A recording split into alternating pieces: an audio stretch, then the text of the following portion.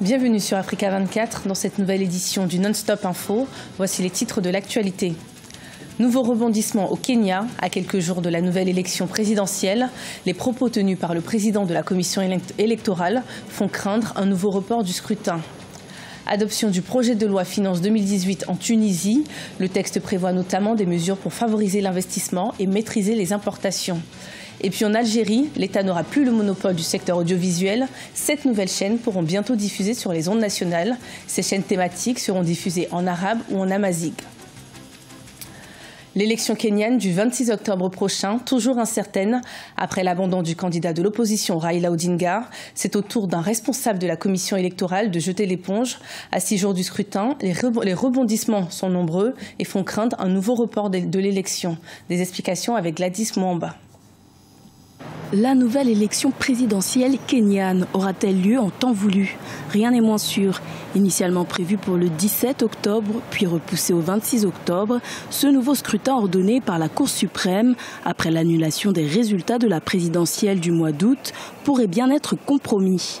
La récente démission, le 18 octobre, de Roselyne Akombe, membre de la commission électorale, installe de sérieux doutes quant à la tenue de ce scrutin. Dans les conditions actuelles, il est difficile pour moi de garantir une élection libre, juste et transparente. Sans changement important, la crédibilité du scrutin sera compromise. L'annonce du retrait le 10 octobre de l'opposant Raila Odinga n'aura pas suffi à fixer une nouvelle date pour cette élection. Le leader de la coalition, NASA, espérait que son retrait entraînerait l'organisation d'un tout nouveau processus électoral. Une solution rejetée par le camp du président Uhuru Kenyatta, qui a récemment fait voter des amendements à la loi électorale au Parlement. Mais l'opposition maintient le cap en exigeant des réformes susceptibles de garantir un scrutin équitable. La commission électorale ayant décidé de tenir les élections, à mon avis, elles vont se tenir.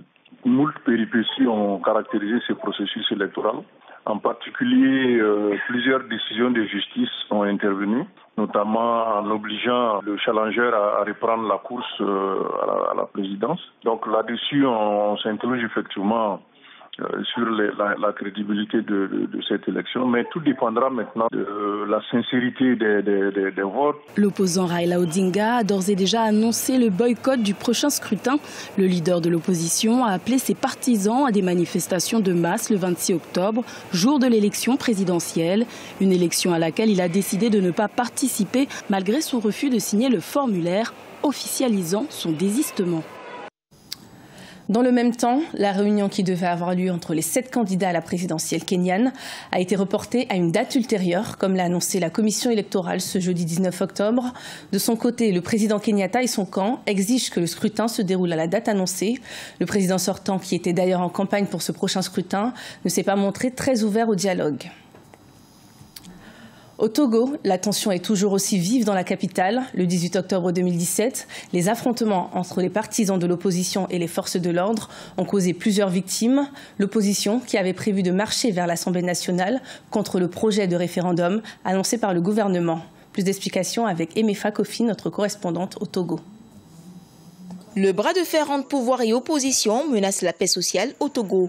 Alors que le gouvernement est dans la logique du référendum sur le retour ou non à la constitution originelle de 1992, l'opposition, elle, a maintenu ses marches des 18 et 19 octobre à Lomé, malgré l'interdiction du ministre de l'administration territoriale qui n'autorise que les meetings en semaine. À Lomé, les affrontements entre forces de l'ordre et manifestants ce mercredi étaient donc prévisibles. Nous savons que ce régime dit à qui veut l'entendre que l'opposition est violente, l'opposition organise des manifestations violentes, même à l'étranger. Nous tenons à réitérer que nous organisons toujours des manifestations pacifiques. La situation actuelle dans plusieurs villes du Togo préoccupe plusieurs acteurs de la vie sociopolitique du pays et les observateurs internationaux. Pour ce constitutionnaliste, la meilleure solution réside autour d'une table de discussion avec un texte qui fait l'objet de consensus. C'est dangereux d'aller au référendum dans ces conditions avec un texte qui ne fait pas l'objet de consensus politique. Si on va au référendum dans ces conditions, peut-être qu'après même la proclamation des résultats du référendum, les marches vont alors continuer. Qu'est-ce qu'on aura gagné? Rien du tout. Donc, prenons le temps de discuter, de nous mettre d'accord sur un texte qui doit faire l'objet de consensus et après on ira au référendum sans problème. Le climat politique au Togo se dégrade. On parle de plusieurs arrestations, plusieurs blessés et des pertes en vies humaines suite aux affrontements de ce mercredi. La société civile appelle à la retenue aussi bien du pouvoir que de l'opposition qui entend maintenir la pression. Pour l'heure, aucune voie de dialogue ne se profile à l'horizon, malgré l'appel de la francophonie ce 18 octobre à privilégier le dialogue en toutes circonstances. Adoption du projet de loi Finances 2018 en Tunisie, voté en Conseil des ministres ce lundi 16 octobre 2017. Ce projet a pour objectif de maintenir le déficit budgétaire à moins de 5% et d'ainsi maîtriser le niveau de l'endettement national. Solange Patricia Dubois. Conseil des ministres tunisien a adopté le projet de loi de finances 2018. Le texte prévoit notamment de favoriser l'investissement et de maîtriser les importations. 1500 millions de dinars ont également été prévus pour la subvention des hydrocarbures, contre 600 millions de dinars pour l'année 2016. Quant à la subvention des produits de base, elle sera également augmentée de 70 millions de dinars. Il y a effectivement axe de mesures qui visent la relance économique, qui ont apporté des mesures de faveur au profit de certains secteurs qui vivent des difficultés, comme l'instar des agriculteurs, des artisans, du tourisme saharien, des PME. Il y a plusieurs mesures, même les opérateurs qui hésitent à investir, il y a des mesures très incitatives qui consistent à bénéficier de 3 ans d'exonération et elles permettent même de recruter sans charge sociale. En revanche, le gouvernement prévoit d'instaurer de nouvelles taxes afin de maîtriser le niveau de l'endettement et le déficit budgétaire. L'augmentation des taux d'imposition et notamment des différents taux de la TVA ainsi que du droit de consommation et la création d'une contribution sociale généralisée font partie des prérogatives prévues par la nouvelle loi. L'endettement continuera à augmenter si le déficit budgétaire continue à augmenter. Le budget de l'État augmentera de 4,3%, tandis que le déficit budgétaire se maintiendra en dessous de 5%. Cet objectif est réalisable si on considère les mesures prévues dans ce projet de loi. Le taux d'endettement de la Tunisie ne cesse d'augmenter. Selon le ministère des Finances, la dette extérieure tunisienne a enregistré un volume de 43 800 millions de dinars jusqu'en juillet 2017, contre 34 400 millions de dinars en juin 2016, soit un taux d'endettement de 70%.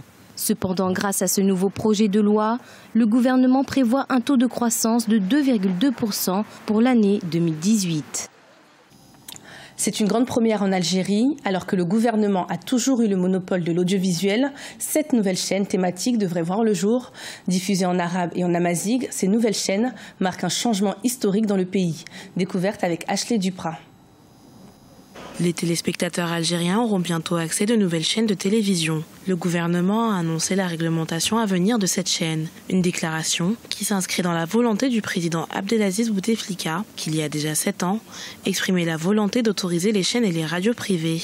Le secteur de l'audiovisuel ayant fait l'objet jusque-là d'un monopole d'État. L'Algérie reste quand même dans une réelle expansion. Il s'avère que leur vision, leur politique tout de même concernant les médias est en pleine ébullition telle que l'on peut retrouver vis-à-vis des pays occidentaux. Cela veut dire que l'Algérie essaie aujourd'hui de mettre en place une réelle cohésion de services auprès du peuple, en mettant en avant beaucoup plus de programmes, en étant beaucoup plus interactif.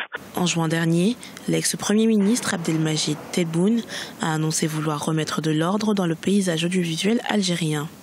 Il faut dire qu'entre 2012 et 2015, près d'une 50aine de chaînes privées ont été créées et diffusent sans être réglementées en Algérie, car établies à l'étranger. Justement, on peut l'expliquer car en Algérie, il y a beaucoup de groupes privés d'affaires qui mettent en place des procédés tels que l'on peut retrouver dans des bouquets audiovisuels américains ou européens, où c'est des groupes d'entreprises qui créent privativement parlant des chaînes télé pour le plus grand bien, par exemple, d'une certaine catégorie de personnes. Autorisées à émettre dans les 2 langues officielles, l'arabe et l'amazigh, chacune des chaînes correspondra à une thématique. Une chaîne d'information, une consacrée au sport, à la culture, la jeunesse, aux documentaires, à la cuisine et aux séries. Quant aux radios privées, le gouvernement algérien refuse toujours de leur accorder les autorisations. Rabah Madjer, la légende du football algérien, vient d'être nommé sélectionneur de l'Algérie après le limogeage de l'Espagnol Lucas Alcaraz. L'ancien international algérien avait déjà pris la tête des Fennecs à 2 reprises par le passé. Malgré ses résultats mitigés à l'époque, le sportif qui a été sacré Ballon d'Or africain fait donc son retour en équipe nationale. Son objectif pour le nouveau sélectionneur sera la CAN 2019 qui aura lieu au Cameroun. Ce journal a été préparé par l'ensemble de la rédaction. Merci de nous avoir suivis. Retrouvez dans un instant une nouvelle édition de l'information sur Africa 24.